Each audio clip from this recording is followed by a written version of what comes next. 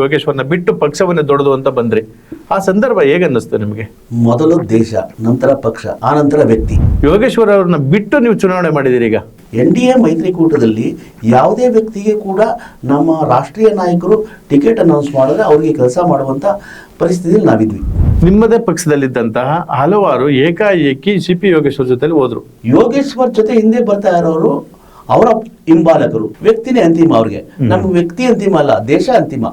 ಬಹುತೇಕ ಮುಸ್ಲಿಮ್ಸ್ ಬಾಂಧವರು ಇರುವಂತಹ 11 ವಾರ್ಡ್ಗೂ 20 ವಾರ್ಡ್ಗೂ ಒಂದೇ ಸಮ ಅಂತ ಆಯ್ತು. ಅಲ್ಲಿಗೆ ಅತಿ ಹೆಚ್ಚು ಒಕ್ಕಲಿಗರ ಮತಗಳು ಕ್ರೋಢೀಕರಣ ಆಗಿದೆ, ಯುವಕರ ಮತ ಕ್ರೋಢೀಕರಣ ಆಗಿದೆ, ದಲಿತ ಬಾಂಧವರ ಮತ ಕೂಡ ಕ್ರೋಢೀಕರಣ ಆಗಿದೆ. 75% ನಿಖಿಲ್ ಪರವಾಗಿ ಕೆಲಸ ಮಾಡಿದೆ.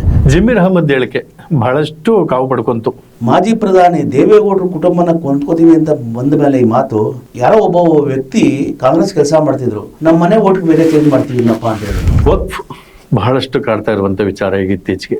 ಯೋಗೇಶ್ವರ್ನ ಬೆಂಬಲಿಸ್ತಿದ್ದವರು ಕೂಡ ಈ ರೀತಿ ಆದ್ರೆ ಮುಂದಕ್ಕೆ ತೊಂದರೆ ಆಗುತ್ತೆ ಅಂದ್ಬಿಟ್ಟು ನಿಖಿಲ್ನವ್ರನ್ನ NDAನ ಬೆಂಬಲಿಸಿದ್ರು. ಅಂದ್ರೆ CP ಯೋಗೇಶ್ವರ್ದು ನೀರಾವರಿ ಏನು ಬಲವಾಗಿ ಬಲ ತುಂಬಲ್ಲ ಅವ್ರಿಗೆ. ಕಾಂಗ್ರೆಸ್ ಅಲ್ಲಿ ಮುಂಚೂಣಿಲಿದ್ರು, ಆಗ ತಂದು ಮಾಡ್ಬೋದಾಯ್ತಲ್ಲ ನಮ್ಗೆ ನೀರಾವರಿನ. 192 ಕೋಟಿ ಹಣವನ್ನ ಏಕಕಾಲದಲ್ಲಿ ಬಿಡುಗಡೆ ಮಾಡಿದಂತ ಯಾರು ಒಬ್ರು ಮುಖ್ಯಮಂತ್ರಿ ಇದ್ರೆ ಅವ್ರು ನಮ್ಮ ಸದಾನಂದ ಗೌಡ. ನಿಖಿಲ್ ಕುಮಾರಸ್ವಾಮಿ ಒಬ್ಬ ಯುವ ರಾಜ್ಯಾಧ್ಯಕ್ಷ. ಚನ್ನಪಟ್ಟಣದಲ್ಲಿ ಎಷ್ಟು ನಿರೀಕ್ಷೆ ಮಾಡ್ಲಿಕ್ಕೆ ಸಾಧ್ಯ ಸಾಮಾನ್ಯ ಮತದಾರರು ಅಥವಾ ಸಾಮಾನ್ಯ ಜನರು? ಯೋಗೇಶ್ವರ ಏನೋ ಚನ್ನಪಟ್ಟಣದಲ್ಲೇ ಮನೆ ಮಾಡ್ಕೊಂಡಿದ್ದಾರ, ಅವರು ಬೆಂಗಳೂರಲ್ಲೇ ಇರೋದು. ಎಷ್ಟು ಲೀಡರ್ ಗೆಲ್ತೀರಿ? 5,000 ಲೀಡಲ್ಲಿ ಗೆದ್ದೇ ಗೆಲ್ತಾರೆ ಸರ್. ಆತ್ಮೀಯ ಕನ್ನಡ ಮನಸ್ಸುಗಳೇ, ನಮಸ್ಕಾರ. ನಾನು ನಿಮ್ಮ ಗೋರಾ ಶ್ರೀನಿವಾಸ್ ಮಾತಾಡ್ತಾ ಇದ್ದೀನಿ. ನೀವು ನೋಡ್ತಾ ಇದ್ದೀರಿ ಕರುನಾಡು TV ಡಿಜಿಟಲ್ ಮೀಡಿಯಾ. ಬಹುತೇಕ ಈ ಸಂದರ್ಭದಲ್ಲಿ ಅಂದ್ರೆ ನವೆಂಬರ್ 23 ತನಕನೂ ಯಾರು ಏನೇ ಮಾತಾಡಿದ್ರು ಚುನಾವಣೆ ವಿಚಾರವಾಗಿ ಮಾತಾಡ್ತಾ ಇದ್ದೀವಿ. ಅಲ್ಲೊಂದು ಇಲ್ಲೊಂದು ಬೇರೆ ಸುದ್ದಿಗಳನ್ನ ಹೊರತುಪಡಿಸಿದ್ರೆ ಚುನಾವಣೆ ಕಾವು ಅಷ್ಟೊಂದು ಪಡ್ಕೊಂಡಿದೆ. ಮಾತಾಡುವಂತ ವಿಷಯ ಬಹಳಷ್ಟಿದೆ. ಹಲವಾರು ಬಾರಿ ಮಾತನಾಡಿರುವಂತೆ ಕರ್ನಾಟಕ ರಾಜ್ಯದಲ್ಲಿ ಲೋಕಸಭಾ ಚುನಾವಣೆಗೆ ನಿಂತು ಗೆದ್ದಂತ ಸಂದರ್ಭದಲ್ಲಿ 3 ಉಪಚುನಾವಣೆಗಳು ಎದುರಾಗಿದ್ದು, ಸಂಡೂರು, ಶಿಗ್ಗಾವಿ ಜೊತೆಗೆ ಚನ್ನಪಟ್ಟಣ. ಆದ್ರೆ ಸಂಡೂರು, ಶಿಗ್ಗಾವಿ ಎಲ್ಲ ಒಂದ್ ಕಡೆ ಚನ್ನಪಟ್ಟಣದ ಅಬ್ಬರದಲ್ಲಿ ಕಳೆದೋದ್ವಾ ಅನ್ನೋ ಮಟ್ಟಿಗೆ ಚನ್ನಪಟ್ಟಣ ಚುನಾವಣೆ ನಡೆದಿದೆ. ಬಹುತೇಕ ಇದು ಎಲ್ಲರಿಗೂ ಗೊತ್ತಿರುವಂತಹ ವಿಚಾರ. ನಾನು ನೇರವಾಗಿ ಇವತ್ತಿನ ಟಾಪಿಕ್ಗೆ ಬರ್ತೀನಿ ಗೆಳೆಯರೆ. ಚನ್ನಪಟ್ಟಣ ವಿಧಾನಸಭಾ ಕ್ಷೇತ್ರದ ಉಪಚುನಾವಣೆ ನಡೆದಂತದ್ದು ಕಳೆದ ಅಂದ್ರೆ ಇದೇ ತಿಂಗಳ ನವೆಂಬರ್ 13ನೇ ತಾರೀಕು 23ಕ್ಕೆ ಫಲಿತಾಂಶ ಇದೆ. ಇವೆರಡರ ನಡುವೆ ಚುನಾವಣೆ ಹೇಗೆ ನಡೀತು, ಯಾರು ಎಷ್ಟು ಅಂತರದಲ್ಲಿ ಗೆಲ್ತಾರೆ, ಯಾರ ಮತ ಯಾರಿಗೆ ಹೆಚ್ಚಾಗಿ ಬರೆದಿದೆ, ಜಾತಿ, ಧರ್ಮ, ಪಂಗಡ ಇವೆಲ್ಲವನ್ನೂ ಮೀರಿ ಮ್ಯಾಥಮೆಟಿಕ್ಸೇ ಬೇರೆ, ಕೆಮಿಸ್ಟ್ರಿನೇ ಬೇರೆ. ಹಾಗಾಗಿ ಕೆಮಿಸ್ಟ್ರಿನ ಲೆಕ್ಕ ಹಾಕೊಂಡ್ರೆ ಹೆಚ್ಚು ಮತಗಳು ಯಾರಿಗೆ ಲಭಿಸ್ತವೆ, ಯಾರು ವಿಜಯಮಾಲೆಯನ್ನು ಧರಿಸ್ತಾರೆ. ಈ ವಿಚಾರವಾಗಿ ರಾಮನಗರ ಬಿಜೆಪಿಯ ಜಿಲ್ಲಾ ಅಧ್ಯಕ್ಷರಾದಂತಹ ಆನಂದ್ ಸ್ವಾಮಿ ಅವರು ನಮ್ಮ ಜೊತೆ ಇದ್ದಾರೆ. ಸರ್ ನಮಸ್ಕಾರ. ಜೈ ಶ್ರೀರಾಮ್. ಆನಂದ್ ಸ್ವಾಮಿ ಅವರು, ನಾನು ನೇರವಾಗಿ ವಿಷಯಕ್ಕೆ ಬರ್ತೀನಿ. ಎಲ್ಲರಿಗೂ ಬಹುತೇಕ ಚನ್ನಪಟ್ಟಣದ ವಿಚಾರ ಅದರ ಈ ಉಪಚುನಾವಣೆಗೆ ಸಂಬಂಧಪಟ್ಟಂಗೆ ಸಂಪೂರ್ಣವಾಗಿ ಎಲ್ಲರಿಗೂ ಗೊತ್ತಿರೋದ್ರಿಂದ ಈ ಬಾರಿ ಚುನಾವಣೆ ನೀವು ಕೇವಲ ಒಬ್ಬ ಮತದಾರನಾಗಿ ಬಿಜೆಪಿ ಜಿಲ್ಲಾಧ್ಯಕ್ಷನಾಗಿರೋ ತನಕ ಹಲವಾರು ಚುನಾವಣೆಗಳನ್ನ ನೋಡಿದ್ದೀರಿ. ನೀವು ಜಿಲ್ಲಾಧ್ಯಕ್ಷರಾದ ನಂತರವೂ 2-3 ಚುನಾವಣೆಗಳನ್ನ ಲೋಕಸಭೆ ಸೇರಿದಂಗೆ ನೀವು ನಿಮ್ಮದೇ ಆದಂಥ ನೇತೃತ್ವದಲ್ಲಿ ಚುನಾವಣೆನ ಎದುರಿಸಿದಿರಿ. ಈ ಬಾರಿಯ ಚುನಾವಣೆ ಏನ್ ಅನ್ಸುತ್ತೋ ನಿಮಗೆ? ಈ ಬಾರಿ ಚುನಾವಣೆ ಒಂದು ಪೀಕ್ ಮಟ್ಟಕ್ಕೆ ಹೋಯ್ತು. ಚನ್ನಪಟ್ಟಣ ಚುನಾವಣೆ ಇಷ್ಟೊಂದು ಅಬ್ಬರವಾಗಿ ನಡೀತದೆ ಅಂತ ನಮಗೂ ಊಹಿಸಿರಲಿಲ್ಲ. ಅಬ್ಬರವಾಗಿ ಚುನಾವಣೆ ಆಯಿತು. ಕಾರ್ಯಕರ್ತರು ಅಬ್ಬರವಾಗಿ ಪ್ರಚಾರ ಮಾಡಿದ್ರು. ಎಲ್ಲ JDS ಮತ್ತು BJP ಕಾರ್ಯಕರ್ತರು, NDA ಮಿತ್ರಕೂಟದ ಕಾರ್ಯಕರ್ತರು ಪ್ರತಿ ಮನೆಗೆ ತಲುಪಿ ಮನವನ್ನು ತಲುಪಿ ಕ್ಯಾನ್ವಾಸ್ ಮಾಡಿದ್ರು. ಮತವಾಗಿ ಪರಿವರ್ತನೆ ಆಗಿದೆ. ನಿಖಿಲ್ ಕುಮಾರಸ್ವಾಮಿ ಗೆಲ್ತಾರೆ. ಈ ಚುನಾವಣೆ ಸಂದರ್ಭದಲ್ಲಿ ಬಹುತೇಕ ನೀವು ಬಿಜೆಪಿ ತಾಲೂಕು ಅಧ್ಯಕ್ಷ ಆದಿತ್ಯವಿಂದ ಹಿಡಿದು ಜಿಲ್ಲಾಧ್ಯಕ್ಷ ಆಗೋ ತನಕ ಹಲವಾರು, ಜೊತೆಗೆ RSS ಒಬ್ಬರ ಕಟ್ಟ ಅಭಿಮಾನಿಯಾಗಿ, ಕಟ್ಟ ಸದಸ್ಯನಾಗಿ ಒಂದಷ್ಟು ಕೆಲಸಗಳನ್ನ ಮಾಡಿದಿರಿ. ಬಹುತೇಕ ಯೋಗೇಶ್ವರ್ ಅವರು ಬಿಜೆಪಿಗೆ ಬಂದ ನಂತರ ಚುನಾವಣೆಗಳನ್ನ ಅವ್ರ ಜೊತೆಯಲ್ಲಿ ಎದುರಿಸಿದಿರಿ. ಕಟ್ಟ ಕಡೆಯ ಗಳಿಗೆಯಲ್ಲಿ ನೀವು ಅವ್ರನ್ನ ಬಿಟ್ಟು ನಿಮ್ಮದೇ ಆದಂಥ ಒಂದು ಬಿಜೆಪಿ ಪಕ್ಷ ಏನಿತ್ತು ಅದು ಅಷ್ಟನ್ನೇ ಮುಂದುವರ್ಸ್ಕೊಂಡು ಬಂದ್ರಿಂದ ಯೋಗೇಶ್ವರನ ಬಿಟ್ಟು ಪಕ್ಷವನ್ನೇ ದೊಡ್ಡದು ಅಂತ ಬಂದ್ರಿ. ಆ ಸಂದರ್ಭ ಹೇಗನ್ನಿಸ್ತು ನಿಮಗೆ? ಮೊದಲು ದೇಶ, ನಂತರ ಪಕ್ಷ, ಆ ನಂತರ ವ್ಯಕ್ತಿ. ದೇಶ ಮೊದಲು ಅನ್ನೋ ಪಕ್ಷ ನಮ್ಮದು, ಆ ನಂತರ ಪಕ್ಷ, ಪಕ್ಷ ಆದಮೇಲೆ ವ್ಯಕ್ತಿ ಅಂತ ಒಂದು ಕೆಲಸ ಬರ್ತದೆ. ನಾವು ದೇಶವನ್ನು ಪ್ರೀತಿಸೋರು, ರಾಷ್ಟ್ರೀಯತೆಯನ್ನು ಪ್ರೀತಿಸೋರು. ಹಾಗಾಗಿ ಭಾರತೀಯ ಜನತಾ ಪಕ್ಷದ ಒಬ್ಬ ಸಾಮಾನ್ಯ ಕಾರ್ಯಕರ್ತನಾಗಿ ಕೆಲಸ ಮಾಡೋಕ್ಕೆ ಇಚ್ಛಿಸ್ಪಟ್ಟೆ. ಅಂದರೆ ನಾನು ಕೇಳ್ತಾ ಇರೋದೇನಪ್ಪ ಅಂದರೆ, CP ಯೋಗೇಶ್ವರ್ ಜೊತೆ ಹಲವಾರು ಚುನಾವಣೆಗಳನ್ನ ಭಾಜಪ ಜೊತೆ ಮಾಡಿದಿರಿ. ಅವರು ಭಾಜಪದ ಒಬ್ಬ ಅವಿಭಾಜ್ಯ ಅಂಗ ಆಗಿದ್ದರು. ಜೊತೆಗೆ RSSನಲ್ಲೂ ಸಹ ಹಲವಾರು ಸಂದರ್ಭದಲ್ಲಿ ಇಡೀ ಕುಟುಂಬವನ್ನು ಅವರು ಜೊತೆನೇ ಕರ್ಕೊಂಡು ಬಂದು ಕಾರ್ಯನಿರ್ವಹಿಸಿದ್ರು. BJPಯ ಬಹುತೇಕ ಎಲ್ಲ ಕಾರ್ಯಕ್ರಮಗಳಲ್ಲೂ ಭಾಗವಹಿಸಿದಂಥವ್ರು. ಹಳೆ ಮೈಸೂರು ಭಾಗದಲ್ಲಿ ಒಬ್ಬ BJPಯ ಹಳೆ ಮೈಸೂರು ಭಾಗದ ನಾಯಕರಾಗಬೇಕು, ಬಿಜೆಪಿ ಹೊರತುಪಡಿಸಿದ್ರೆ ಬೇರೆಲ್ಲೂ ಈ ಚಾನ್ಸ್ ಸಿಗಲ್ಲ ಅನ್ನೋ ಮಟ್ಟದಲ್ಲಿ ಯೋಚನೆ ಮಾಡ್ತಿದ್ದಂಥ CP ಯೋಗೇಶ್ವರ್ ಅವರು ಕಟ್ಟ ಕಡೆಯ ಗಳಿಗೆ ಚುನಾವಣೆ ಘೋಷಣೆಯ ಸಂದರ್ಭದಲ್ಲಿ ಅವ್ರು ಕಾಂಗ್ರೆಸ್ಗೆ ಹೋಗ್ತಾರೆ.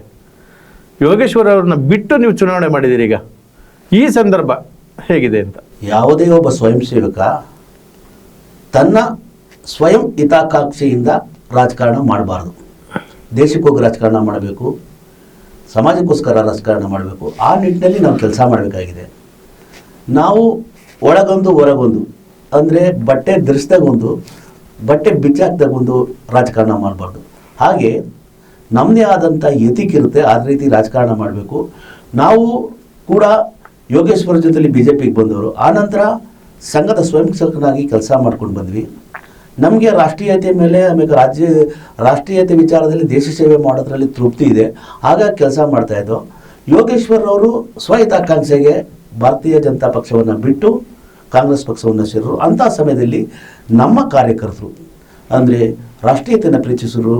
ಮತ್ತು ನಮ್ಮ ಏನು ಒಂದಷ್ಟು ವೋಟ್ ಬ್ಯಾಂಕ್ ಇದೆ, ನಮ್ಮ ಭಾರತೀಯ ಜನತಾ ಪಕ್ಷದ್ದು ಆ ವೋಟ್ ಬ್ಯಾಂಕ್ ಜೊತೆ ಕೆಲಸ ಮಾಡೋ ಅವಕಾಶ ನಮಗೂ ಕೂಡ ಸಿಕ್ತು.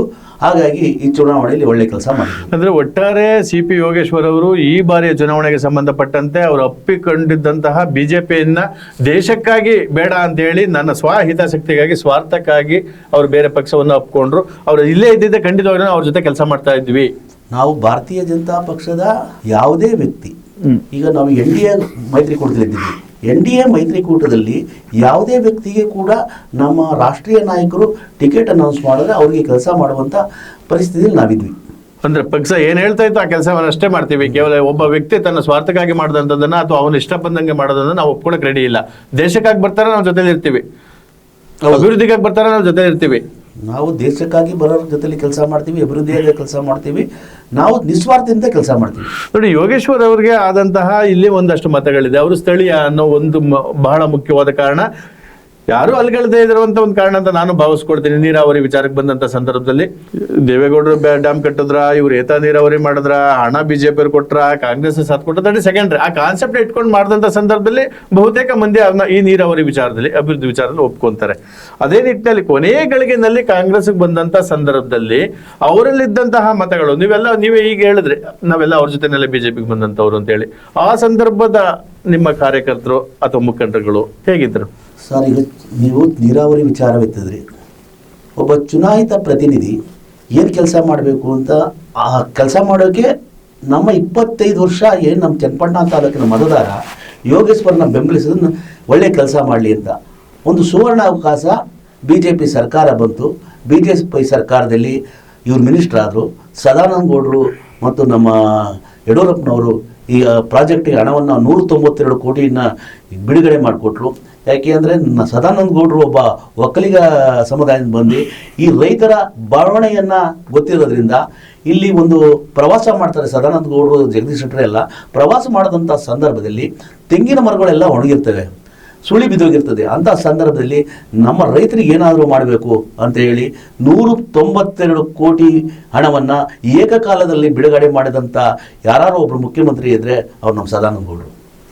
ಅಂದರೆ ಈ ಕೊನೆಯ ಗಳಿಗೆಯಲ್ಲಿ ಲೋಕಸಭಾ ಚುನಾವಣಾ ಸಂದರ್ಭದಲ್ಲಿ NDA ಮೈತ್ರಿ ಆದಂಥದ್ದು ಅಭೂತಪೂರ್ವಕವಾಗಿ ಕೆಲ್ಸ್ಕೊಂಡು ಬಂದ್ರಿ ಡಾಕ್ಟರ್ ಮಂಜುನಾಥ್ ಅವರನ್ನ. ಬಹುತೇಕ ಅಲ್ಲಿ ಜಾತ್ಯತೀತವಾಗಿ, ಧರ್ಮಾತೀತವಾಗಿ, ಪಕ್ಷಾತೀತವಾಗಿ ಅವ್ರಿಗೆ ಬಹಳಷ್ಟು ಓಟ್ ಬಂದಿದೆ. ಇಲ್ಲಾಂದ್ರೆ ಆ ಅಂತರದಲ್ಲಿ ಗೆಲ್ಲಕ್ಕೆ ಅಸಾಧ್ಯ ಇತ್ತು. ಅದೇ ಹೋಪನ್ನೇ ಇಟ್ಕೊಂಡ್ರೆ BJPನಲ್ಲಿ ನಮ್ಗೆ NDA ಯಾವುದೇ ಆಗಲಿ, ಚಿಹ್ನೆ ಯಾವುದೇ ಆಗಲಿ, NDA ಮೈತ್ರಿಕೂಟದಲ್ಲಿ CP ಯೋಗೇಶ್ವರ್ಗೆ ಟಿಕೆಟ್ ಸಿಗ್ತದೆ. ಕೊನೆಯ ಗಳಿಗೆವರೆಗೂ ನೀವು ಅವ್ರ ಜೊತೆಯಲ್ಲಿ ಸಾಥ್ ಕೊಡ್ತಾನೆ ಬಂದ್ರಿ. ಹಲವಾರು ಸಭೆ ಸಮಾರಂಭಗಳಿರ್ಬೋದು, ಮಾತಾಡುವಂಥದ್ದು ಇರ್ಬೋದು, ಎಲ್ಲನೂ ಕೊಟ್ರಿ. ಆ ಕೊನೆ ಗಳಿಗೆ ಅನ್ನೋದು ಇದೆಯಲ್ಲ, ಲಾಸ್ಟ್ ಮೂಮೆಂಟ್, ಅದು ಚುನಾವಣೆಗೆ ಯಾರಿಗೂ ಸಮಯ ಸಿಗಲೇ ಇಲ್ಲ. ಈಗಲೂ ಎಷ್ಟೋ ಜನಕ್ಕೆ ಗೊಂದಲ, ಮೀಡಿಯಾದವ್ರಿಗೂ ಸಹ ನನಗೂ ಒಂದಷ್ಟು ಸಾರಿ ಗೊಂದಲ ಆಗಿದೆ. CP ಯೋಗೇಶ್ವರನ್ನ ಎಲ್ಲಿ ನೋಡ್ತಾ ಇದ್ದೀನಿ ಅಂತ, BJPಲೇ ಇದ್ದಾರಾ ಅಥವಾ ಕಾಂಗ್ರೆಸ್ ಬಂದಿದ್ದಾರಾ ಅನ್ನೋ ಪ್ರಶ್ನೆ ಕೇಳುವಂಥ ಸಂದರ್ಭ ನನಗೊಂದಷ್ಟು ಗೊಂದಲಗಳಾಗಿದೆ. ಆ ನಿಟ್ಟಿನಲ್ಲಿ ನಿಮ್ಮ ಮತಗಳು, NDA ಮೈತ್ರಿಕೂಟದ ಮತಗಳು, CP ಯೋಗೇಶ್ವರ್ ಜೊತೆಲಿ ಇದ್ದಂಥ ಮತಗಳು ನಿಮ್ಮ ಪರವಾಗಿದೆಯಾ? ಯಾವ ಸಾಂಪ್ರದಾಯಿಕ ಮತಗಳಿದ್ದವೆ? ಈಗ ಯುವಕರಲ್ಲಿ ರಾಷ್ಟ್ರಭಕ್ತಿ ಜಾಸ್ತಿ ಆಗಿದೆ ಮತ್ತು ರಾಷ್ಟ್ರೀಯತೆ ಜಾಸ್ತಿ ಆಗಿದೆ. ಎಲ್ಲ ಯುವಕರು ಮೋದಿಯವರನ್ನ ಬೆಂಬಲಿಸ್ತಿದ್ದಾರೆ. ಮೋದಿಯವರನ್ನ ಬೆಂಬಲಿಸ್ತಿದ್ದಾಗ ಅವರು ಭಾರತೀಯ ಜನತಾ ಪಕ್ಷನೇ ಬೆಂಬಲಿಸ್ತಾರೆ. ಯೋಗೇಶ್ವರ್ ಜೊತೆಲಿ ಅವರ ಅನುಯಾಯಿಗಳು ಹೋಗಿದ್ದಾರೆ. ಅವರ ಅನುಯಾಯಿತ ಬಿಡಿ, ಪಕ್ಷ ರಾಷ್ಟ್ರೀಯತೆ ವಿಚಾರಧಾರೆಗಳನ್ನ ಇಟ್ಟುವಂಥ ಹಲವಾರು ಯುವಕರು ಕೆಲಸ ಮಾಡ್ತಾರೆ. ಒಂದು ಉದಾಹರಣೆ ಕೊಡ್ತೀನಿ ಸರ್. ನಾನು ನಾನು ಚುನಾವಣೆ ಪ್ರಚಾರ ಮಾಡ್ತಾ ಇದ್ದೆ. ನನಗೊಂದು 9:30 ಬೆಳಿಗ್ಗೆ ಫೋನ್ ಬಂತು. ಒಬ್ಬ ಧನಂಜಯ ಅಂತ BM ನಮ್ಮ ಮಂಡ್ಯ MB ಹಳ್ಳಿಯವರು ಫೋನ್ ಮಾಡಿದ್ರೆ ನಮ್ಮ ಕಾರ್ಯಕರ್ತರು ಫೋನ್ ಮಾಡಿದ್ರೆ, ಅಣ್ಣ ನಾನು ಧನಂಜಯ ಅಂತ ಹೇಳಪ್ಪ ಅಂತ ಹೇಳ್ತೀನಿ. ಅಣ್ಣ, ಯೋಗೇಶ್ವರ್ ಅವರು ನಮ್ಮ ಮೋದಿಯವರಿದ್ದ ಫೋಟೋನ ತೆಗೆದು ಬಿಸಾಕ್ಬಿಟ್ರು, ಒಂದು ಆಫೀಸ್ ಮಾಡಬೇಕು, ನಾನು 50,000 ಗುತ್ತಿಗೆ ಕೊಡ್ತೀನಿ ಅಂತಾರೆ. ಆ ವ್ಯಕ್ತಿ ಕೇವಲ ರೇಷ್ಮೆ ಬೆಳೆ ಮತ್ತು ಹೈನುಗಾರಿಕೆ ಮಾಡ್ಕೊಂಡು ಕೆಲಸ ಮಾಡ್ತಾ ಇರೋದು, ಯಾವುದೇ ಕಾಂಟ್ರಾಕ್ಟರ್ ಅಲ್ಲ, ಯಾವುದೇ ವ್ಯಾಪಾರಿ ಅಲ್ಲ. ಅಂದ್ರೆ ಒಬ್ಬ ಸ್ವಾಭಿಮಾನಿಯಾಗಿ, ಒಬ್ಬ ದೇಶಭಕ್ತನಾಗಿ, ರಾಷ್ಟ್ರನೇ ಬಹಳ ಮುಖ್ಯ ನಮ್ಗೆ, ಹಾಗಾಗಿ ಒಬ್ಬ ವ್ಯಕ್ತಿ ಮುಖ್ಯ ಅಲ್ಲ. ಒಂದು ಫೋಟೋ ತೆಗೆದು ಬಿಸಾಕಿದ ತಕ್ಷಣ ಅವ್ರಿಗೊಂದು ಕಚೇರಿನ ನಾವು ತೆರಿಬೇಕು, ನಾವು ಇಲ್ಲಿ ಇದೀವಿ ಅನ್ನೋದನ್ನ ತೋರಿಸ್ಬೇಕು ಅನ್ನುವಂತ ಒಂದು ಹಂಬಲ ಇರುವಂತ ವ್ಯಕ್ತಿ ನಿಮ್ ಜೊತೆ ಕೈ ಜೋಡಿಸಿದೆ ಅಂತ ಹೇಳ್ತಿದ್ರು. ಅಂತ ನೂರಾರು ಯುವಕರು. ನನಗೆ ಏನಾಯ್ತು, ಯೋಗೇಶ್ವರ್ ಕಡೆಗಳಿಗೆ ಪಾರ್ಟಿ ಬಿಟ್ಟದ್ರಿಂದ ನೂರಾರು ಹುಡುಗರ ಸಂಪರ್ಕ ಮಾಡೋಕ್ಕಾಗಿಲ್ಲ. ನಾನು ಯಾರು ಎಲ್ಲಿದ್ದಾರೆ, ಯಾರು ಯೋಗೇಶ್ವರ್ ಕಡೆ ಹೊರಟೋಗಿದ್ರು, ಯಾರು ಇಲ್ಲೇ ಇಲ್ಲಿ ಉಳ್ಕೊಂಡಿದ್ದಾರೆ ಅಂತ ಇದೇ ನಾನು ಜಡ್ಜ್ ಮಾಡೋಕ್ಕೆ ಆಗ್ತಿರಲಿಲ್ಲ. ಅಂಥ ಸಂದರ್ಭದಲ್ಲಿ ನಮ್ಮ ಕಾರ್ಯಕರ್ತರು ಫೋನ್ ಮಾಡಿ, ನಾವು ನಿಮ್ಮ ಜೊತೆಲಿ ಇರ್ತೀವಿ, ನಮ್ಮ ಮತಗಳು ನಿಮ್ಮ ಜೊತೆಲಿ ಇರ್ತವೆ, ನಾವು ನಿಸ್ವಾರ್ಥದಿಂದ NDA ಪಕ್ಷಕ್ಕೆ ಕೆಲಸ ಮಾಡೋಣ, ದೇಶ ಕಟ್ಟೋಣ ಅಂತ ಹೇಳಿದ್ರು. ಅವ್ರಿಗೆಲ್ಲ ನನ್ನ ಈ ಸ್ಟುಡಿಯೋದ ಮುಖಾಂತರ ಕೃತಜ್ಞತೆ ಅರ್ಪಿಸ್ತೀನಿ. ಕೊನೆಗಳಿಗೆ ಬಂದಂಥ ಈ ವಿಚಾರವಾಗಿ NDA ಮೈತ್ರಿಕೂಟದ ಹಲವಾರು ನಾಯಕರು, ರಾಷ್ಟ್ರ ಮಟ್ಟದ ನಾಯಕರು, ರಾಜ್ಯ ಮಟ್ಟದ ನಾಯಕರು, ಇಲ್ಲಿ ಸ್ಥಳೀಯ ಕಾರ್ಯಕರ್ತರು ಒಗ್ಗೂಡಿ ಕೆಲಸ ಮಾಡಿದ್ದೀನಿ ಅನ್ನೋದು ನಿಮ್ಮ ತಾತ್ಪರ್ಯ ಆಗಿದೆ. ಅದ್ರ ಜೊತೆಗೆ ನಿಮ್ಮದೇ ಪಕ್ಷದಲ್ಲಿದ್ದಂತಹ ಹಲವಾರು ಏಕಾಏಕಿ CP ಯೋಗೇಶ್ವರ್ ಜೊತೆಲಿ ಹೋದ್ರು. ಸರ್, ಯೋಗೇಶ್ವರ್ ಜೊತೆ ಬಂದಿದ್ದವರು ಯೋಗೇಶ್ವರ್ ಜೊತೆ ಹೋದ್ರು. ಅಲ್ಲಿ ನೀವು ಬಂದಿದ್ರಿ ಸರ್. ನಾನು 2009ರಲ್ಲಿ ಬಂದಿದ್ದು. ಅವ್ರ ಜೊತೆಲಿ ಬಂದ ತಕ್ಷಣ ನಾನು ರಾಷ್ಟ್ರೀಯ ವಿಚಾರಧಾರೆಗಳಿಗೆ ಒಳ ಹೋಗ್ದೆ. RSSನ ಸಂಪರ್ಕಕ್ಕೆ ಹೋದೆ. ಅಲ್ಲಿ ಅಲ್ಲಿ ITCಯನ್ನು ಮಾಡಿಕೊಂಡೆ. ಆಗ ರಾಷ್ಟ್ರೀಯತೆ ವಿಚಾರ ನಮ್ದು ಹೇಗೆ ಬೇಕು, ನಮ್ಮ ದೇಶಕ್ಕೆ ಹೇಗೆ ಬೇಕಾಗಿದೆ, ನಮ್ಮ ದೇಶ ಮುಂದೆ ನಮ್ಮ ಭಾರತವಾಗಿ ಉಳಿಬೇಕಾದ್ರೆ ಏನಾಗಬೇಕು ಅಂತ ಒಂದು ಚಿಂತನೆಯಲ್ಲಿದ್ದಾಗ ನಾನು ರಾಷ್ಟ್ರೀಯತೆ ಸ್ವಯಂ ಸೇವಕರನ್ನ ಹತ್ಕೊಂಡೆ. ಆ ರೀತಿ ಕೆಲಸ ಮಾಡ್ಕೊ ಬರ್ತಾ ಇದ್ದೀವಿ. ಅಂದರೆ ಯೋಗೇಶ್ವರ್ ಜೊತೆ ಹಿಂದೆ ಬರ್ತಾ ಇರೋರು ಅವರ ಹಿಂಬಾಲಕರು, ಅವರಲ್ಲಿ ರಾಷ್ಟ್ರೀಯತೆ ವಿಚಾರಧಾರೆಗಳಿಲ್ಲ. ಕೇವಲ ವ್ಯಕ್ತಿ ಮೂಲಕ ರಾಜಕಾರಣ ಮಾಡ್ತಿದ್ದಾರೆ. ವ್ಯಕ್ತಿನೇ ಅಂತಿಮ ಅವ್ರಿಗೆ. ನಮ್ಗೆ ವ್ಯಕ್ತಿ ಅಂತಿಮ ಅಲ್ಲ, ದೇಶ ಅಂತಿಮ. ಹಾಗಾಗಿ ನೀವು NDA ಮೈತ್ರಿಕೂಟದಲ್ಲೇ ಮುಂದುವರೆದ್ರಿ. ಈಗ ಚನ್ನಪಟ್ಟಣ ಉಪಚುನಾವಣೆ ನಡೆದಂಥ ಸಂದರ್ಭದಲ್ಲಿ ಮತಗಳು ಬಹಳಷ್ಟು ವರ್ಗೀಕರಣಗೊಂಡಿವೆ. ಈ NDA ಮೈತ್ರಿಕೂಟದಲ್ಲಿ ಕಳೆದ ಲೋಕಸಭಾ ಚುನಾವಣೆಯಲ್ಲಿ ಮಂಜುನಾಥ್ರವರಿಗಿದ್ದಂಥ ಮತಗಳೇ ಇಲ್ಲವೇ ಮೊತ್ತವಾಗಿದ್ದಾವ? ಸರ್, ಇದು ಈ ಚುನಾವಣೆ ಕೂಡ ಮಂಜುನಾಥ್ ಅವರ ಚುನಾವಣೆ ಥರನೇ ಆಗಿದೆ. ಯಾಕೆ ಅಂದರೆ, ನಾವು ಮಂಜುನಾಥ್ ಸಾಹೇಬರು 50,000ದಲ್ಲಿ ಗೆಲ್ತಾರೆ ಅಂತ ನಮ್ಮ ನಿರೀಕ್ಷೆ ಇತ್ತು. ಅದು ಅಂಡರ್ ಕಾರ್ಡೆಂಟ್ ಪಾಸ್ ಆಗಿ 5 ಪಟ್ಟು ಜಾಸ್ತಿ ಆಯಿತು. ಅದು 2.75ವರೆಗೂ ತಲುಪ್ತು. ಹಾಗಾಗಿ ಇಲ್ಲೂ ಕೂಡ ನಿಖಿಲ್ ಅವರ ಒಂದು ಏನು ಯುವಕ ದೃಷ್ಟಿ, ಯುವಕರಿರುವ ಕೆಲಸ ಮಾಡೋದು, ದೇವೇಗೌಡರ ವರ್ಚಸ್ಸು, ಕುಮಾರಸ್ವಾಮಿ ವರ್ಚಸ್ಸು, ರಾಷ್ಟ್ರೀಯತೆ ವಿಚಾರಧಾರೆಗಳು, ಇವೆಲ್ಲ ಕೆಲಸ ಮಾಡಿ ನಿಖಿಲ್ ಕುಮಾರಸ್ವಾಮಿ ಗೆಲ್ಲೋದ್ರಲ್ಲಿ ಸಂಶಯ ಇಲ್ಲ ಸರ್. ಚನ್ನಪಟ್ಟಣನೇ ಬಹಳಷ್ಟು ಮೇಜರ ತಗೋತಾರೆ. ನೀವು ಎಲ್ಲಿಂದ ಎಲ್ಲಿ ಗಂಟ ಕೇಳಿದ್ರೆ ವೋಟರ್ಸ್ ಅಂತ ಬಂದಾಗ, ನಿರ್ಣಾಯಕ ಅಂತ ಬಂದಾಗ ಚನ್ನಪಟ್ಟಣ ಅನ್ನುವಂಥದ್ದು ಸಹಜವಾಗಿ ಆಗ್ಬಿಟ್ಟಿದೆ. ಒಂದು ಕಡೆ ಚನ್ನಪಟ್ಟಣ ಮತದಾರರು ಅನ್ನೋದು ಒಂದು ಕಡೆ ಆದರೆ ಎರಡು ಭಾಗ ಮಾಡಿ ಮುಸ್ಲಿಮ್ಸ್ ಮತದಾರರು ನಿರ್ಣಾಯಕ ಅಂತ ಹೇಳ್ತಾರೆ. ಹೌದು ಸರ್. ಈ ನಿಖಿಲ್ಗೆ ಸಂಬಂಧಪಟ್ಟ ಹಾಗೆ, ಮೈತ್ರಿಕೂಟಕ್ಕೆ ಸಂಬಂಧಪಟ್ಟ ಹಾಗೆ ನಿಖಿಲ್ಗೆ ಚನ್ನಪಟ್ಟಣ ಮತವಾಗಿದೆಯಾ? ಸರ್, ಚನ್ನಪಟ್ಟಣದಲ್ಲಿ ನಗರ ಪ್ರದೇಶದಲ್ಲಿ ಚುನಾವಣೆ 49,000 ನಡೆದಿದೆ ಮತಗಳು. ಆ 49,000ರಲ್ಲಿ ಹಿಂದೂ ಮತಗಳು 26,000 ಚಿಲ್ಲರೆ, 23,000 ಮುಸ್ಲಿಮ್ಸ್. 23,000 ತಪ್ಪಾಗಿದ್ದು 52,000 ಮತ ನಡೆದಿದೆ. ಅದರಲ್ಲಿ 27,000 ಮುಸ್ಲಿಮ್ಸ್ ಇದೆ, 25,000 ನಾನು ಕುಳಿತುಕೊಂಡು ಎಲ್ಲ ಲೆಕ್ಕ ಹಾಕಿದ್ದೀನಿ. ಅದರಲ್ಲಿ ನಮ್ಮ ಹಿಂದೂ ಮತಗಳಿವೆ. ಆ ವಾರ್ಡ್ಗಳಲ್ಲಿ ಹಿಂದೂ ಮತಗಳನ್ನ ಕಳೆದಾಗ 23,777 ಮತ ಚನ್ನಪಟ್ಟಣ ನಗರದಲ್ಲಿ ಮುಸಲ್ಮಾನ್ ಬಾಂಧವರದಿದೆ. MK ದೊಡ್ಡಿ, ಕೋಡಂಬಳ್ಳಿ, ಅದು ಗ್ರಾಮಾಂತರ ಆಗೋಯ್ತು ಬಿಡಿ. MK ದೊಡ್ಡಿ, ಕೋಡಂಬಳ್ಳಿ, ಹೊಂಗನೂರು ಸಣ್ಣ ಪಟ್ಟ ಬೇರೆ ಬೇರೆ ಕಡೆ ಇದ್ದಾರೆ. ಮತ್ತು ನಮ್ಮ ನಗರ ಪ್ರದೇಶಕ್ಕೆ ಹೊಂದಾಣಿಕೆ ಆದಂತ ಲಾಳಘಟ್ಟ ಪಂಚಾಯಿತಿಯ ಒಂದು ಗ್ರಾಮ ಇದೆ. ಆ ಗ್ರಾಮನೂ ಸೇರಿಸಿ ಟೋಟಲಿ ಚನ್ನಪಟ್ಟಣದಲ್ಲಿ 26,000 ಮತಗಳು ಆಗಿದೆ ಮುಸಲ್ಮಾನರು ಬಾಂಧವರು. ಅಂದ್ರೆ ಎಲ್ಲೋ ಒಂದ್ ಕಡೆ ನನ್ಗೆ ಅನ್ನಿಸ್ತಾ ಇದೆ, ನೀವು ಇಷ್ಟೆಲ್ಲ ಮಾತಾಡಿದ್ರಿ ಆನಂದ್ ಸ್ವಾಮಿ ಅವರೇ, ಒಟ್ಟು 31 ವಾರ್ಡು ನಗರದಲ್ಲಿ, 31 ವಾರ್ಡು ಪ್ಲಸ್ 20 ಪ್ಲಸ್ 11 ಸ್ವಲ್ಪ ಜಾಸ್ತಿ ಸೇರಿಸ್ಕೋಬಹುದು ಮಧ್ಯೆ ಇರುವಂತವ್ರು, ಅಥವಾ ಇನ್ನು ಉಳಿದಂತ 11 ವಾರ್ಡಲ್ಲೂ ನಮ್ಮದ 1-2-3 ವಾರ್ಡಲ್ಲಿ ನಮ್ಮ ಏನು ನೀವು ಹೇಳ್ತಾರೆ ಹಿಂದೂ ಬಾಂಧವರು ಅಂತೇಳಿ ಅವರು ಇದ್ದಾರೆ. ಮುಸ್ಲಿಂ ಬಾಂಧವರ ಜೊತೆಗೆ ಬಹುತೇಕ ಮುಸ್ಲಿಮ್ಸ್ ಬಾಂಧವರು ಇರುವಂತಹ 11 ವಾರ್ಡ್ಗೂ 20 ವಾರ್ಡ್ಗೂ ಒಂದೇ ಸಮ ಅಂತ ಆಯ್ತು ಅಲ್ಲಿಗೆ ಲೆಕ್ಕಾಚಾರಕ್ಕೆ ಬಂದಾಗ, ಮತದಾರರ ಲೆಕ್ಕಾಚಾರ ತಗೊಂಡಾಗ ನಾವು. ಒಂದು ಭಾಗ 20 ವಾರ್ಡು, ಒಂದು ಭಾಗ 11 ವಾರ್ಡು, ಎರಡು ಮತಗಳನ್ನ ತಗೊಂಡಾಗ ಎಲ್ಲ ಒಂದ್ ಕೈ 11 ವಾರ್ಡ್ ಮೇಲ್ಪಡ್ತಾ ಅಂತ. ಯಾಕೆ ಈ ಮಾತಾಡ್ತೀನಿ ಅಂದ್ರೆ, ಜನಸಂಖ್ಯೆ ಅನ್ನೋದಕ್ಕಿಂತ ಹೆಚ್ಚಾಗಿ 20 ವಾರ್ಡು ಎಷ್ಟು ವಿಸ್ತಾರವಾಗಿರ್ತದೆ, 11 ವಾರ್ಡು ಎಷ್ಟು ಕುಬ್ಜವಾಗಿರ್ತದೆ, ಅಷ್ಟಿಲ್ಲ ಅಷ್ಟು ಮತದಾರರು ಇದ್ದಾರೆ ಅಂತ ಅಂದ್ರೆ ನಾವು ಅಲ್ಲಿ ಸೌಲಭ್ಯಗಳನ್ನ, ಮೂಲಭೂತ ಸೌಕರ್ಯಗಳನ್ನ ಇದೆಯಾ, ಅದು ಹೇಗೆ ವಾಸ ಮಾಡ್ತಾ ಇರ್ಬೋದು, ರಸ್ತೆ ಇರ್ಬೋದು, ಚರಂಡಿ ಇರ್ಬೋದು, ಮತ್ತಿತರ ಇದು ಇರ್ಬೋದು, ಇಕ್ಕಟ್ಟಾದ ಪ್ರದೇಶಗಳಿರ್ಬೋದು. ಸೊ ಎಲ್ಲ ನಗರಗಳನ್ನ ನಾವು ಪರಿಗಣನೆಗೆ ತಗೊಳ್ಳೋದಾದ್ರೆ ಚನ್ನಪಟ್ಟಣ ನಗರ ಚೆನ್ನಾಗಿದೆ. ನಿಖಿಲ್ಗೆ ಬಹುತೇಕ ಏನು ಪ್ಲಸ್ ಆಗಿದ್ರೆ ಗೆಲ್ತಾರೆ ಅನ್ನೋದು ನಿಮ್ಮ ಭಾವನೆ ಇದೆ? ಗೆಲ್ತಾರೆ ಅಂತ ಆರಂಭದಲ್ಲಿ ಹೇಳಿದ್ರೆ, ಗೆಲ್ಲದಾದ್ರೆ ಯಾವ ಮತಗಳು ಅವ್ರಿಗೆ ನಿರ್ಣಾಯಕ ಆಗ್ತವೆ ಸರ್? ಈ ದಿನ ಅತಿ ಹೆಚ್ಚು ಒಕ್ಕಲಿಗರ ಮತಗಳು ಕ್ರೋಢೀಕರಣ ಆಗಿದೆ, ಯುವಕರ ಮತ ಕ್ರೋಢೀಕರಣ ಆಗಿದೆ, ದಲಿತ ಬಾಂಧವರ ಮತ ಕೂಡ ಕ್ರೋಢೀಕರಣ ಆಗಿದೆ, ಹಿಂದುಳಿದ ವರ್ಗಗಳ ಮತಗಳು ಕೂಡ ಇವತ್ತು ಕ್ರೋಢೀಕರಣ ಆಗಿದೆ. ಏನು ಹೊಸದಾಗಿ ನೋಂದಣಿಯಾಗಿದ್ದಾರೆ ಯುವಕರು, ಆ ಮತಗಳೆಲ್ಲ 75% ನಿಖಿಲ್ ಪರವಾಗಿ ಕೆಲಸ ಮಾಡಿದೆ. ನಾನು ಚುನಾವಣೆಗಳನ್ನ ನೋಡ್ತಾ ಇದ್ದೆ, ಏನು ಚುನಾವಣೆಗೆ ಪ್ರಚಾರಕ್ಕೆ ಹೋಗ್ಬೇಕಾದ್ರೆ ನಿಖಿಲ್ ಅವ್ರ ಹತ್ರ 100 ಜನ, ಒಂದು ಹಳ್ಳಿ 100 ಜನ ಸೆಲ್ಫಿ ತಗೊಳ್ತಿದ್ರು. ಸೆಲ್ಫಿ ತಗೊಳ್ಳೋರು ಓಟ್ ಹಾಕ್ತಾನೆ, ಸೆಲ್ಫಿ ತಗೊಳ್ಳಲ್ಲ. ಎಲ್ಲ ಹೊಸ ವರ್ಗದ ಜನ ಸೆಲ್ಫಿ ತಗೊಳ್ತಾ ಇದ್ರು. ಹಾಗಾಗಿ ನಿಖಿಲ್ ಕುಮಾರಸ್ವಾಮಿ ಅವರು ಗೆಲ್ತಾರೆ. ಜಮೀರ್ ಅಹಮದ್ ಹೇಳಿಕೆ ಬಹಳಷ್ಟು ಕಾವು ಪಡ್ಕೊಂತು ಲಾಸ್ಟ್ ಮೂಮೆಂಟಲ್ಲಿ. ಬಹುತೇಕ ಕಾಲಕುಮಾರ ಅಂದ್ರೆ ಕರಿಯ ಕುಮಾರ ಅಂದದ್ದು ಏನಂತ ದೊಡ್ಡ ಇದಾಗಲಿಲ್ಲ. ಎಲ್ಲೋ ಒಂದು ಕಡೆ ಕೊಂಡ್ಕೋತೀವಿ ಅನ್ನೋದು ಬಹಳಷ್ಟು ಯುವಕರನ್ನ ತಲುಪ್ತು ಅನ್ನುವಂಥ ಮಾತಿದೆ. ನಾನು ಆ ಹೇಳಿಕೆ ಆದ್ಮೇಲೆ ಮಾಡಲೇ ಕೆಲವು ಹಳ್ಳಿ ಹೋದಾಗ ಒಬ್ಬ ಮಾಜಿ ಪ್ರಧಾನಿ ದೇವೇಗೌಡರು ಕುಟುಂಬನ ಕೊಂಡ್ಕೋತೀವಿ ಅಂತ ಬಂದ ಮೇಲೆ ಈ ಮಾತು, ನಾವೆಲ್ಲ ಯಾರೋ ಒಬ್ಬ ವ್ಯಕ್ತಿ ಕಾಂಗ್ರೆಸ್ ಕೆಲಸ ಮಾಡ್ತಿದ್ರು, ನಮ್ಮ ಮನೆ ಓಟ್ಗೆ ಬೇರೆ ಚೇಂಜ್ ಮಾಡ್ತೀವಿನಪ್ಪ ಅಂತ ಹೇಳಿದ್ರು. ಆ ವ್ಯಕ್ತಿ ಹೆಸರು ಹೇಳೋಕ್ಕಾಗಲ್ಲ. ಆ ರೀತಿ ಅಂದ್ರೆ ಒಟ್ಟಾರೆ ಆ ಮತಗಳು ಒಂದಿಲ್ಲ ಒಂದು ರೀತಿಯಿಂದ ಯಾಕೆ ಆ ಒಂದು ಕ್ರೋಧ ಬೆಂಗಳೂರು ಮತದಾರರನ್ನ ಸೆಳೆದು ಚನ್ನಪಟ್ಟಣ ಅಂತ. ಐ ಮೀನ್ ಬೆಂಗಳೂರಿನಲ್ಲಿ ವಾಸವಾಗಿ ಇಲ್ಲೇ ಮತವನ್ನ ಉಳಿಸ್ಕೊಂಡು ಬೆಂಗಳೂರಲ್ಲಿ ವಾಸವಾಗಿರುವಂಥವ್ರು ಒಂದ್ ಕಡೆ, ಡೈಲಿ ಅಪ್ ಅಂಡ್ ಡೌನ್ ಮಾಡಿದ್ರು ಒಂದ್ ಕಡೆ. ಯಾಕಂದ್ರೆ ಇದು ಸಾರ್ವತ್ರಿಕ ಚುನಾವಣೆ ಅಲ್ಲ, ಎಲ್ರಿಗೂ ರಜಾ ಇರ್ಲಿಲ್ಲ. ಅಯ್ಯೋ ಬೇಡ ಹೋಗು, ಒಂದ್ ದಿವಸದ ಕೆಲಸ ಹೋಗುತ್ತೆ ಅನ್ನೋ ಮಟ್ಟಿಗಿದ್ದಂಥವ್ರು ಸಹ ಮತ ಹಾಕೋದು. ಹಂಗಾಗಿ 88.81% ಗ್ರಾಮ ಓವರ್ ಆಲ್ ಆಯ್ತು ಅನ್ನೋದು ಒಂದು ಮಾತಿದೆ. ಹಿಂದೆ ಇದೇ ಬಂಡಿ ಸಂಘದಲ್ಲಿ ಯೋಗೇಶ್ವರ್ ಅವರು ಕೂಡ ಅನಿವಾಸಿ ಬೆಂಗಳೂರು, ಅನಿವಾಸಿ ಚನ್ನಪಟ್ಟಣದ ಬೆಂಗಳೂರು ವಾಸಿಗಳ ಒಂದು ಸಭೆಯನ್ನು ಕೂಡ ಹಿಂದೆ ಮಾಡಿದ್ರು. ಒಂದು 10 ವರ್ಷದ ಹಿಂದೆ, 10ರಿಂದ 12 ವರ್ಷದ ಹಿಂದೆ ಚುನಾವಣೆಯಲ್ಲಿ. ಅದನ್ನು ಈ ಬಾರಿ ನಿಖಿಲ್ ಪರವಾಗಿ ಬೆಂಗಳೂರಿನ ಕಾರ್ಯಕರ್ತರು, ನಮ್ಮ ಚನ್ನಪಟ್ಟಣದ ಮತದಾರ ಏನಿದ್ದಾರೆ, ಬೆಂಗಳೂರು ಉಳ್ಕೊಂಡಿರುವಂಥ ಕಾರ್ಯಕರ್ತರು ಒಂದು ಸಭೆ ಮಾಡಿ ಒಂದು ನಿರ್ಣಯನ ಕೈಗೊಳ್ತಾರೆ. ಏನಂತ, ನಾವೆಲ್ಲರೂ ಯುವಕರಿಗೆ ಒಂದು ಪ್ರಾಶಸ್ತ್ಯ ಕೊಡಬೇಕು. ನೆಕ್ಸ್ಟು ಚನ್ನಪಟ್ಟಣದಲ್ಲಿ ಏನೋ 2 ಬಾರಿ ಸೋಲನ್ನು ಕಂಡಿದ್ದಾರೆ ನಿಖಿಲ್ ಕುಮಾರಸ್ವಾಮಿ, ಮಂಡ್ಯ ಮತ್ತು ರಾಮನಗರದಲ್ಲಿ. ಅದು ಚನ್ನಪಟ್ಟಣದಲ್ಲಿ ಮರುಕಳಿಸಿರೋದು ಬೇಡ.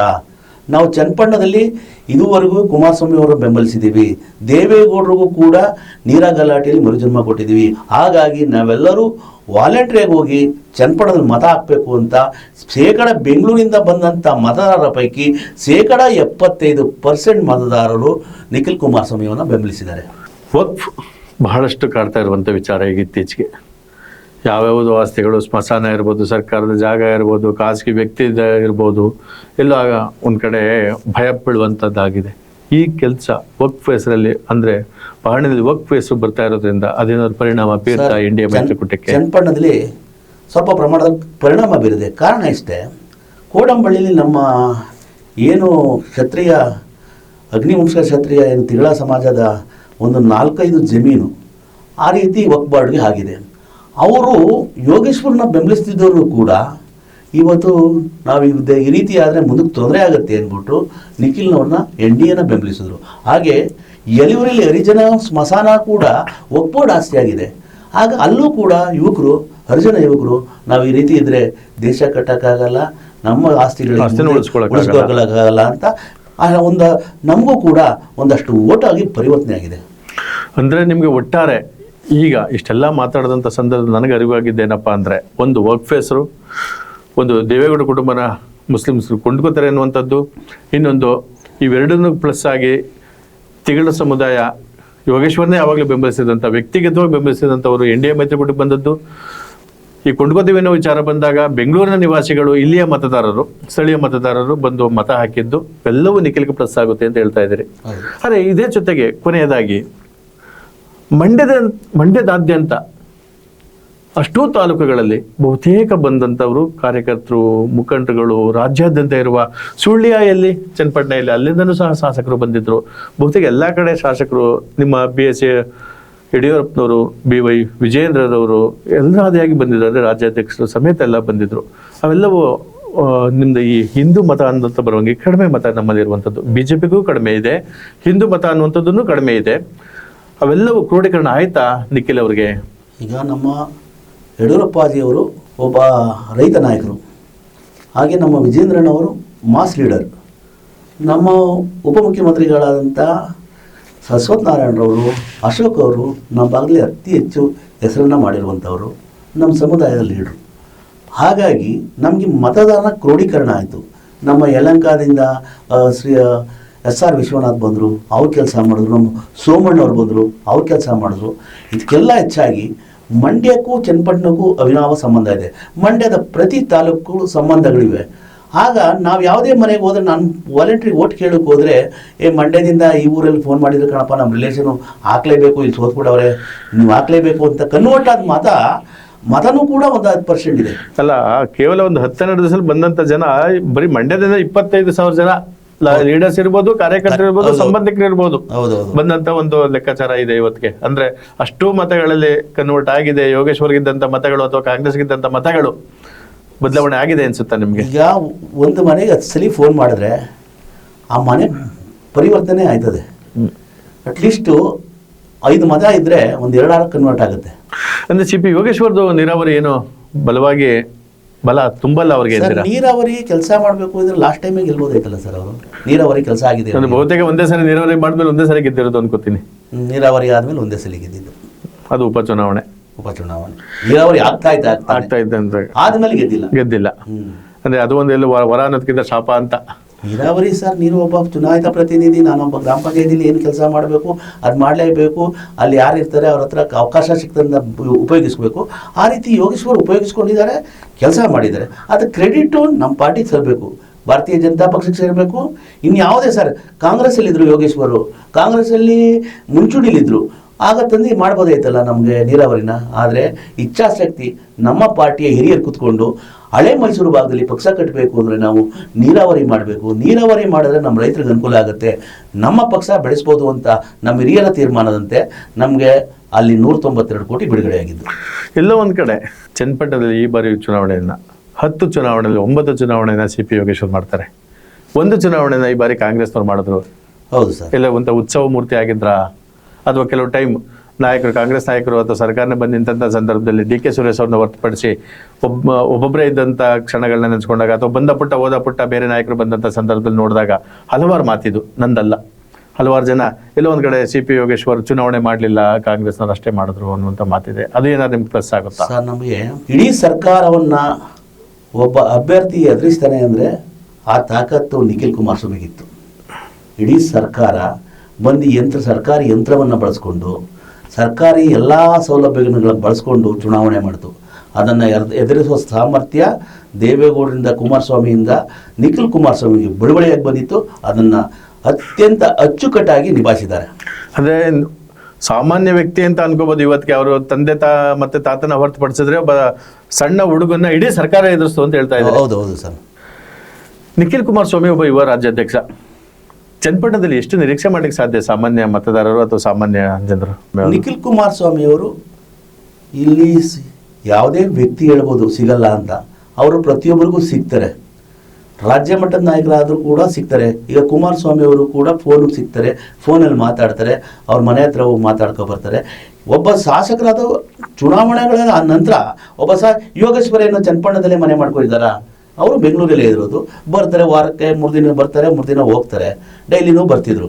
ಹಾಗೇನೆ ನಿಖಿಲ್ ಕುಮಾರಸ್ವಾಮಿನೂ ಕೂಡ ಇಲ್ಲಿ ಪ್ರತಿದಿನ ವಿಸಿಟ್ ಆಗ್ತಾರೆ. ಇಲ್ಲಿ ಸ್ಥಳೀಯ ಶಾಸಕ ಅನ್ನೋದಕ್ಕಿಂತ ಜಗ ಒಬ್ಬ ರಾಜ್ಯ ಮಟ್ಟದ, ಈಗ ನಮಗೆ ಕುಮಾರಸ್ವಾಮಿ ಅವರು ಸಹ 6 ವರ್ಷದ ಶಾಸಕತ್ವದಲ್ಲಿ ನೀವೇ ಕಂಡಂಗೆ ಅಲ್ಗಳೆಯೋದೇನು ಬೇಡ, ಬಟ್ ನೇರ ಒಪ್ಕೊಳ್ಳಿ, ನೀವು ಸತ್ಯ ತಾನೆ. ಬಂದಿದ್ದು ಎಷ್ಟು ದಿವಸ? ಸಾಮಾನ್ಯ ಕಾರ್ಯಕರ್ತರಿಗೆ ಅಥವಾ ಸಾಮಾನ್ಯ ಅವ್ರಿಗೆ ಹತ್ರ ಇರೋರಿಗೆ ಸಿಕ್ಕಿರ್ಬೋದು, ನಾನು ಇಲ್ಲ ಅಂತ ಹೇಳಲ್ಲ, ಅಥವಾ ಕೆಲಸನೂ ಆಗಿರ್ಬೋದು, ಅದನ್ನು ನಾನು ಇಲ್ಲ ಅಂತ ಹೇಳಲ್ಲ. ಸೊ ಸಾಮಾನ್ಯ ವರ್ಗಕ್ಕೆ ಸಿಗುವಂಥದ್ದು ನಿಖಿಲ್ ಕುಮಾರಸ್ವಾಮಿ ನಮ್ಮ ಶಾಸಕರಾಗಿದ್ದಾರೆ, ನಮ್ಮ ತಾಲೂಕಿನ ಶಾಸಕರಾಗಿದ್ದಾರೆ ಅಂತ ಅಂದ್ರೆ ಸಾಮಾನ್ಯ ಜನರು ಭೇಟಿ ಮಾಡುವಂಥದ್ದು ಆಗ್ಬೇಕು ಅನ್ನುವಂಥದ್ದು. ಸರ್, ರಾಜ್ಯ ಮಟ್ಟದ ನಾಯಕರಾದ್ಮೇಲೆ ರಾಜ್ಯ ಸುತ್ತೋದಿರುತ್ತೆ.